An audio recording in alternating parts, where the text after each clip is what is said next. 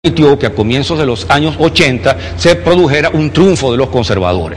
Y ese triunfo de los conservadores, conocido en la historia colombiana como la regeneración, fue encabezado por un político muy capaz pero muy oportunista, que había comenzado como liberal y luego se convirtió en conservador, que fue Rafael Núñez. Y ese gobierno, esos gobiernos de Rafael Núñez, en 1886 aprobaron una constitución profundamente reaccionaria, una constitución que no solo comienza diciendo en nombre de Dios, fuente suprema de toda autoridad, sino que le devuelve a la Iglesia todas las prerrogativas, todos los beneficios de que la Iglesia disfrutaba, de que había sido despojada por los liberales, es decir, restableció en Colombia, o creó en Colombia, las condiciones para una auténtica teocracia.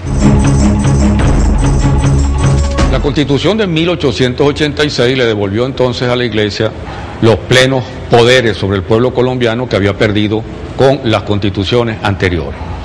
Pero la Iglesia no quedó satisfecha. Y no quedó satisfecha porque mientras gobernaron los liberales y se pusieron en práctica las leyes de desamortización de los bienes religiosos, esos bienes fueron vendidos y pasaron a propiedad privada. Y no solo los compraron los liberales, sino que también los conservadores los compraron. De modo que la Iglesia buscaba una negociación para recuperar esos bienes. Finalmente se dio cuenta que no podía y entonces decidió presionar con el apoyo de Miguel Antonio Caro, que fue presidente de la República después de Núñez, para la aprobación de un concordato que reforzara esa dominación. Ese concordato se firmó en 1887 y los firmantes fueron el cardenal Rampolla por el Papa, que ya no era Pío IX sino León XIII, y el arzobispo de Bogotá, José Telésforo Paul. Ese concordato verdaderamente convertía a Colombia, puede decirse, en una teocracia. Los elementos principales de ese concordato, que yo lo voy a señalar aquí, son los siguientes. El concordato le devuelve a la Iglesia el registro de nacimientos, matrimonios y defunciones. Le devuelve los cementerios, que quedan otra vez bajo control de la Iglesia. El divorcio queda prohibido. El matrimonio civil se ve dificultado y es descalificado en aquellos casos en que la gente se atreve a limitarse al matrimonio civil. Y lo principal para la Iglesia, que es su control de las mentes de los niños, queda autorizada de nuevo, lo mismo que las órdenes religiosas a las cuales se les entrega la educación del pueblo colombiano. Yo voy a leer dos artículos de ese concordato. El artículo 12 dice, textualmente: en las universidades y en los colegios, en las escuelas y centros de enseñanza, la educación e instrucción pública se organizará y dirigirá en conformidad con los dogmas y la moral de la religión católica. La enseñanza religiosa será obligatoria en tales centros y se observarán en ellos las prácticas piadosas de la religión católica.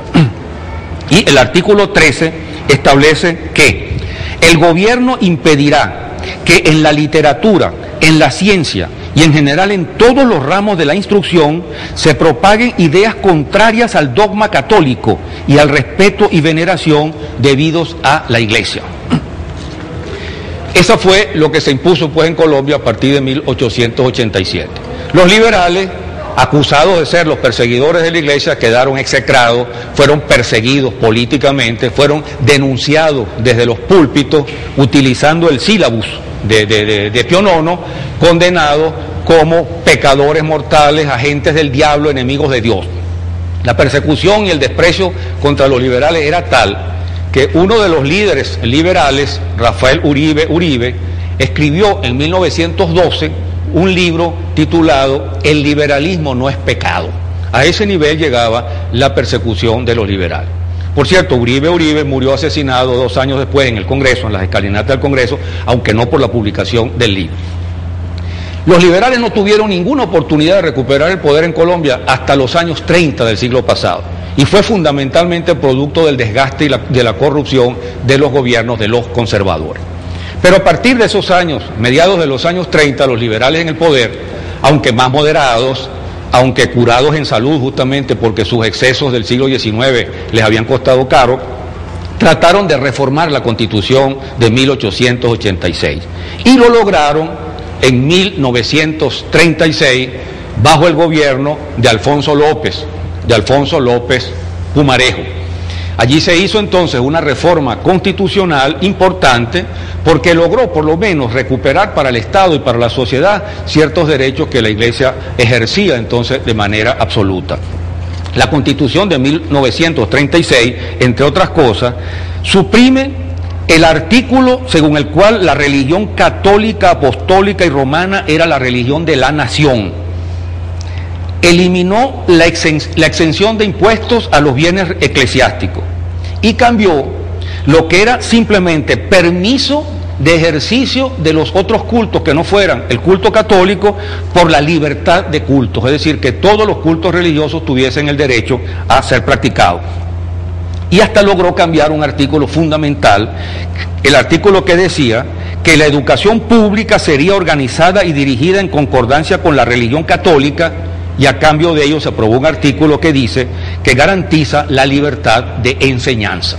Estas reformas fueron, por supuesto, reformas moderadas, pero en todo caso son reformas importantes que redujeron la teocracia medieval existente en Colombia desde la época del conservatismo ultramontano de Rafael Núñez y sobre todo de Miguel Antonio Caro, y de alguna forma limitaron pues ese peso de la Iglesia, y eso es lo más que se ha logrado en Colombia, porque incluso en 1991, cuando se discutió y se aprobó la Constitución de ese año, que sigue siendo la Constitución vigente en Colombia, esa Constitución que es muy avanzada, realmente muy avanzada en términos sociales, en términos de derechos de comunidades, en términos de derechos políticos, es una Constitución que eludió meterse con el tema de la Iglesia, evitó tocar el tema de la Iglesia, y eso es lo más que se ha logrado en Colombia, es decir, la reforma de 1936 para reducir de